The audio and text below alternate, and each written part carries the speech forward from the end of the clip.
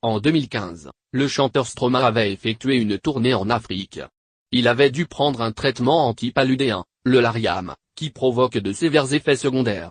2 ans après cette tournée, le chanteur subit encore les effets secondaires de ce médicament. Aujourd'hui, je suis encore sensible aux crises d'angoisse. Il m'est déjà arrivé de devoir retourner d'urgence à l'hôpital. J'ai peu de regrets dans ma vie, mais, si je pouvais revenir en arrière et éviter de prendre du Lariam, je le ferais sans hésiter, expliquait-il il y a quelques semaines pour Marianne. Et décidément, son quotidien est rythmé par les effets du Lariam, comme il l'a expliqué pour Karl Lagerfeld à l'occasion d'une interview pour Libération, j'ai fait une décompensation psychique. Je perds la boule complètement. C'est vraiment pas chouette. J'ai fait une rechute il n'y a pas longtemps. Il ajoute également que ça tourne dans la tête. Résultat, le mode de vie de Stromae est totalement bouleversé, mais ça ne l'empêche pas pour autant de se consacrer à sa passion, la musique. J'écris la nuit.